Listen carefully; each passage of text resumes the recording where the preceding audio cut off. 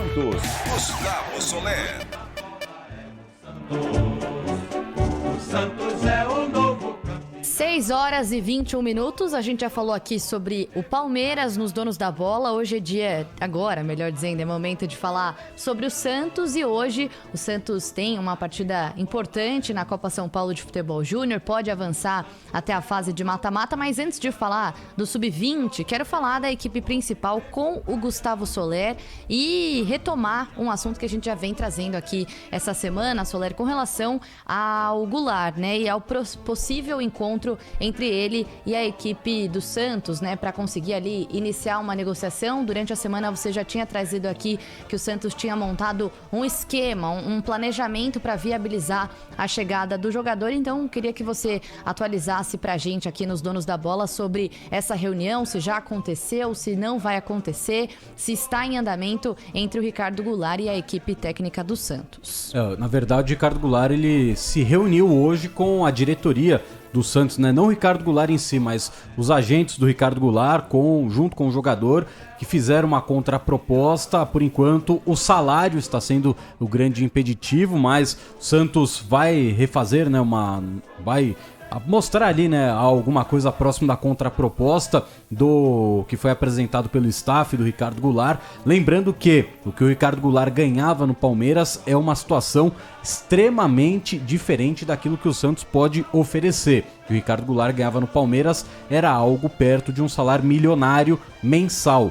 O Santos oferece ali bem menos do que o próprio time do Palmeiras, mas com esse indicativo, né? Utilizando o marketing do clube, utilizando o próprio Ricardo Goulart como um garoto propaganda. O mais importante o Ricardo Goulart é um jogador que fisicamente está atendendo todos os desejos do técnico Fábio Carille. Existia até uma certa preocupação pela grave cirurgia que ele acabou passando no joelho, mas felizmente Ricardo Goulart aí aparentemente recuperado de tudo. Neste momento a negociação ainda não foi concretizada. O Ricardo Goulart pediu para o time do Santos uma contraproposta e até amanhã era pelo menos o prazo inicial de sexta-feira ter ali toda a resolução, se o Ricardo Goulart vai vestir ou não a camisa do Santos. O Santos vai analisar essa contraproposta e dar a resposta para o jogador e também para o seu staff. Então as negociações continuam rolando entre Santos e Ricardo Goulart, lembrando que o Internacional também tem o desejo de contar com o meio atacante, um dos maiores atletas da história do Guangzhou Evergrande da China e do próprio futebol chinês, tanto que acabou sendo naturalizado chinês para jogar pela seleção do país asiático. Então as negociações continuam rolando. Uma outra situação envolvendo o Santos e um antigo nome que há muito tempo foi ídolo no Santos, mas que vem apagando, né, a sua história por um crime que já foi julgado e condenado em 2 instâncias e deve ser ou pode ser condenado no dia 19 em terceira, e aí seria a última instância a 9 anos de prisão, que é o Robinho. Robinho que no dia 19 de janeiro vai participar da última instância do seu julgamento do caso de estupro contra uma jovem albanesa, na época que ele ainda defendia o Milan da Itália. Se for condenado nessa última instância, o Robinho terá uma pena de 9 anos de reclusão, é claro, se ele sair do Brasil e for para algum país da zona do euro, né, ou mesmo para a Itália. Então o Robinho, como cidadão brasileiro, ele não pode ser extraditado,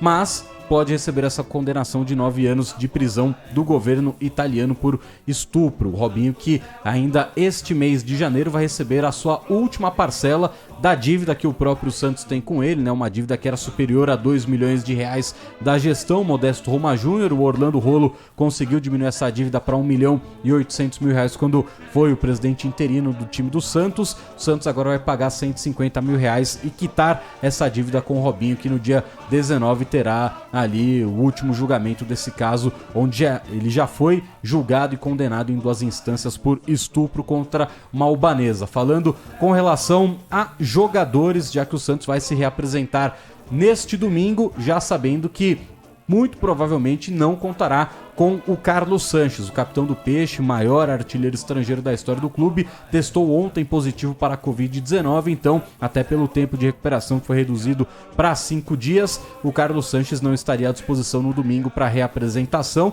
e ele também tem alguns sintomas mais bem leves, né? Um pouco de coriza, um pouco de irritação na garganta, mas nada que preocupe o Carlos Sanches, que pela segunda vez acabou pegando o vírus da Covid-19. A primeira vez foi exatamente no processo que ele estava de recuperação do tratamento da cirurgia no joelho.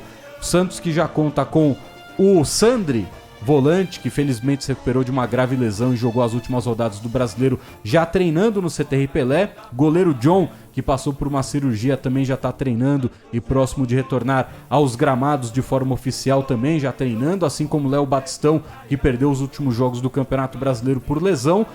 E também conta com a presença do Kevin Maltos, esse já fora, né, por um bom tempo e não deve participar das primeiras atividades exatamente porque rompeu o ligamento do joelho, então também está treinando, esse mais na parte de fisioterapia, mas John, o Léo Batistão e o Sander na musculação, 3 jogadores então já antecipando o seu retorno para o Santos Futebol Clube, já para iniciarem todo o processo com o técnico Fábio Carille da temporada. O Peixe, que pela Copa São Paulo joga hoje contra o Rondoniense, jogo que pode dar classificação para o Peixe para a etapa de mata-mata. O Santos, que conta também com o retorno do Wesley Patati, um dos destaques da categoria, outro jogador que se contaminou pela Covid-19 e perdeu a estreia do Santos, mas que hoje fica à disposição do treinador, Gabi.